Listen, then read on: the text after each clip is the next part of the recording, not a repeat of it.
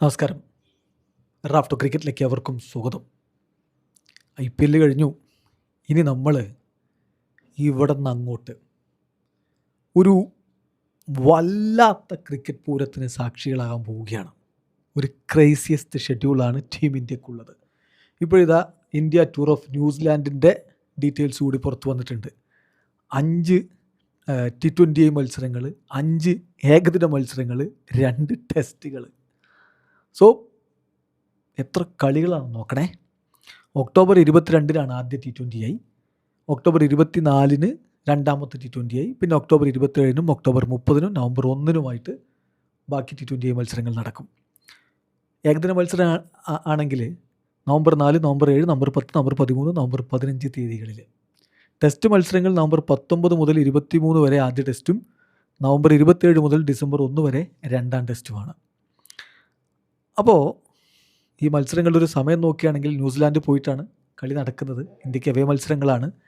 Test മത്സരങ്ങൾ start ചെയ്യുന്നത് നമുക്കിവിടെ ഇന്ത്യൻ സമയം പറയുമ്പോൾ പുലർച്ചെ 4:30-നാണ്.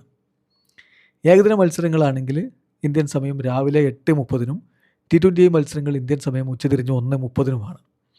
അപ്പോൾ ഈ ന്യൂസിലാൻഡ് സീരീസിൻ്റെ കാര്യങ്ങൾ കൂടി സെറ്റായതോടുകൂടി ഇനി അങ്ങോട്ട് ഈ വരുന്ന മാർച്ച് വരെയുള്ള സമയത്ത് ഇന്ത്യൻ ടീം കളിക്കാൻ പോകുന്ന മത്സരങ്ങൾ നമ്മൾ നോക്കിയാണ്. ഇത് വല്ലാത്തൊരു കണക്കാണ്. ഒരു ടെസ്റ്റും 3 ഏകദിന മത്സരങ്ങളും അഫ്ഗാനിസ്ഥാനെതിരെ കളിക്കാനുണ്ട്. പിന്നെ 2 T20I മത്സരങ്ങൾ അയർലൻഡിനെതിരെ, 3 ഏകദിന മത്സരങ്ങളും 5 T20I മത്സരങ്ങളും ഇംഗ്ലണ്ടിനെതിരെ, 3 T20I മത്സരങ്ങൾ സിംബാബ്വേക്കെതിരെ, 2 ടെസ്റ്റും 3 T20I മത്സരങ്ങളും ശ്രീലങ്കയ്ക്കെതിരെ.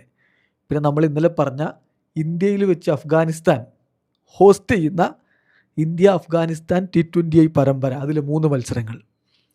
പിന്നെ ഏഷ്യൻ ഗെയിംസ് അതേ സമയത്ത് തന്നെ വെസ്റ്റ് ഇൻഡീസുമായിട്ടുള്ള പരമ്പര, അതിൽ 3 ഏകദിന മത്സരങ്ങളുണ്ട്, 5 T20I മത്സരങ്ങളുണ്ട്. പിന്നെ നമ്മളിപ്പോൾ പറഞ്ഞ ന്യൂസിലാൻഡിനെതിരെയുള്ള പരമ്പര 2 ടെസ്റ്റും 5 ഏകദിന മത്സരങ്ങളും 5 T20I മത്സരങ്ങളും. പിന്നെ ശ്രീലങ്കയ്ക്കെതിരെ 3 ODI മത്സരങ്ങളും 3 T20I മത്സരങ്ങളും, സിംബാബ്വേക്കെതിരെ 3 ODI മത്സരങ്ങൾ, ഓസ്ട്രേലിയക്കെതിരെ 5 ടെസ്റ്റ് മത്സരങ്ങൾ. എന്ന് പറഞ്ഞാൽ ഇന്ത്യൻ ടീമിനെ സംബന്ധിച്ചിടത്തോളം ഈ ജൂൺ മാസം മുതൽ അടുത്ത മാർച്ച് മാസം വരെ ഒരു ക്രൈസിയസ്റ്റ് ആയിട്ടുള്ള ഷെഡ്യൂളാണ് വരുന്നത്. നമുക്കിതിൽ നോക്കിയാൽ കാണാം ഏകദിന മത്സരങ്ങളുടെ ഒരു ആധിക്യം. അത് ഏകദിന വേൾഡ് കപ്പിൻ്റെ വർഷമാണ് 2027. അതുകൊണ്ട് തന്നെ കൂടുതൽ ഏകദിന മത്സരങ്ങൾ കളിക്കുന്നു. കാത്തിരിക്കാം ക്രിക്കറ്റ് ധമാക്കയ്ക്ക് വേണ്ടി. വീഡിയോ അവസാനിക്കുന്നു. ക്രിക്കറ്റ് ലോകത്തെ കൂടുതൽ വിശേഷങ്ങളുമായി റഫ്ലക്സ് എത്താം.